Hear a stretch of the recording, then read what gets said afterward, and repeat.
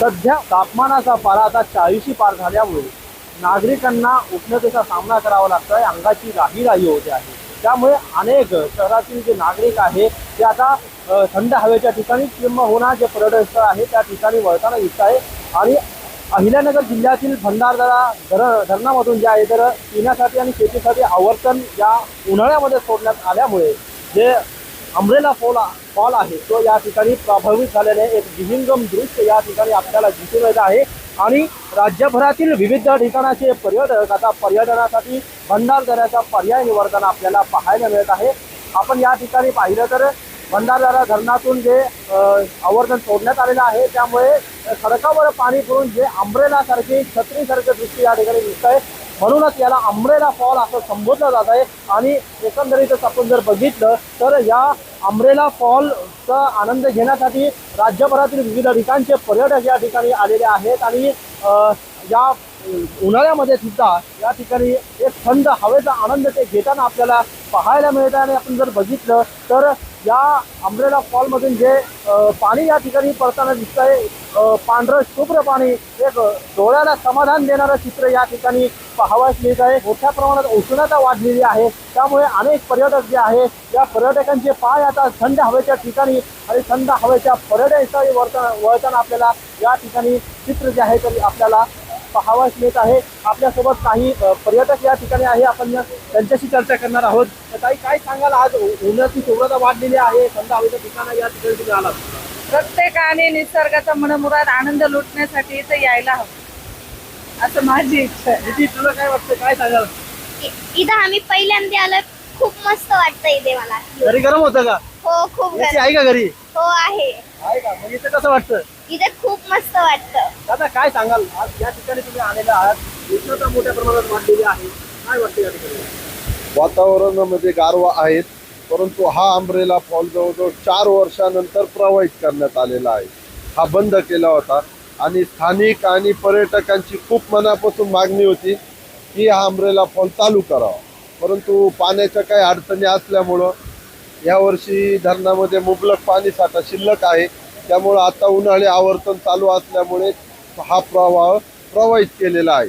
तरी सुद्धा आताचं आवर्तन बंद झाल्यानंतर स्थानिक आणि पर्यटकांची अशी मागणी आहे किमान शनिवारी आणि रविवारी हा अमरेला फॉल हा चालू करावा आणि पर्यटकांना त्याचा उन्हाळ्यामध्ये आनंद घेता यावा। कारण इथं खूप म्हणजे हा प्रसिद्ध असा आहे का इथं मागील काळामध्ये खूप चित्रपटांचे शूटिंग झालेलं आहे, त्याच्यामुळं हा खूप प्रसिद्ध, पूर्ण महाराष्ट्र नव्हे भारतात प्रसिद्ध आहे हा। त्यामुळे लोकांची पसंती याला जास्त पडते। दीदी तुला काय वाटतं, काय आनंद? मला खूप छान वाटतं इथे येऊन, इथला गारवा बघून तर खूपच मस्त वाटतंय। वाढलेल्या उष्णतेत आणि ह्या थंडाव्यात खूप मस्त वातावरण झाले, खूप छान वाटते। दीदी तुला काय वाटतं या ठिकाणी? खूप छान वाटतं।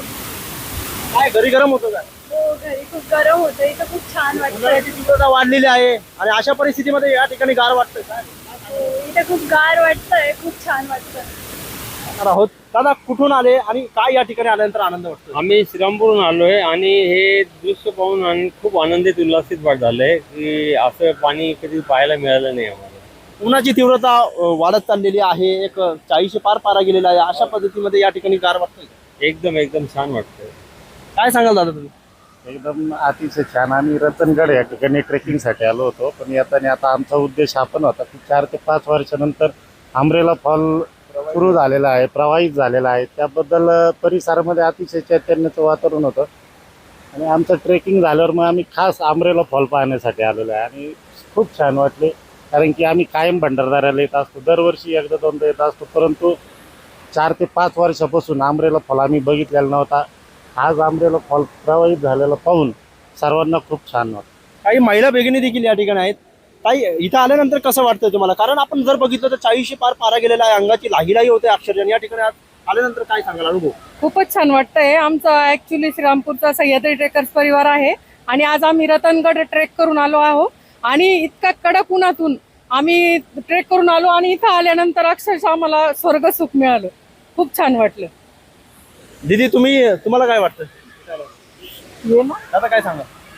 मला तर पहिल्यांदा मी पाहिला हा वॉटरफॉल. मी आजपर्यंत कधी इकडे आलो नाही, पण यांच्या बोलण्यानुसार मी पहिल्यांदा आलो. पण मला पण लई मस्त वाटलं. गार वाटतंय का? एकदम गार वाटतं एकदम.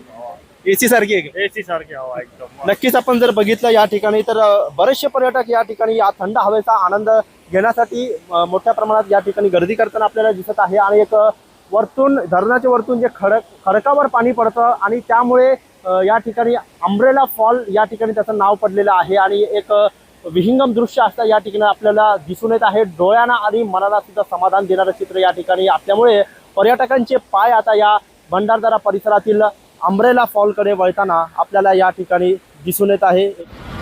पुढील 8 दिवस अर्थात मे महिन्याच्या पहिल्या आठवड्यापर्यंत हा धबधबा सुरू असणार असल्याची माहिती आहे. एकंदरीत आपण जर बघितलं तर या 40शी पारा पोहोचलेला आहे आणि त्यामुळे कुठंतरी उकाड्यापासून हैराण झालेले जे नागरिक आहे कुठेतरी थंड हवेचा ठिकाण शोधत आहे. आणि त्यामुळे अहिल्यानगर जिल्ह्यातील भंडारदऱ्याचा हा जे परिसर आहे या ठिकाणी जे थंड हवेचं जे ठिकाण आहे त्यामुळे या ठिकाणी अनेक पर्यटक दाखल झालेले आहे. ताई तुम्ही कुठून येत आहे? अकोल्यावरून आलो. अकोल्यावरून आलाय.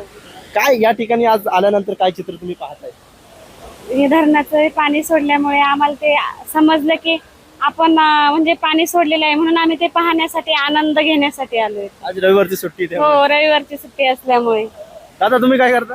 मी पण जलसंपदामध्येच आहे. अच्छा, काय वाटतं इथं आल्यानंतर? एकदम मस्त वातावरण, एकदम थंड आहे.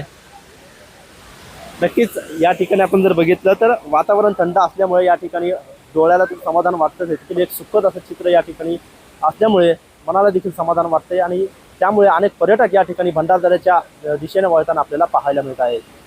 Mobin Khan, Maharashtra times online, Bhandardara, Ahilyanagar.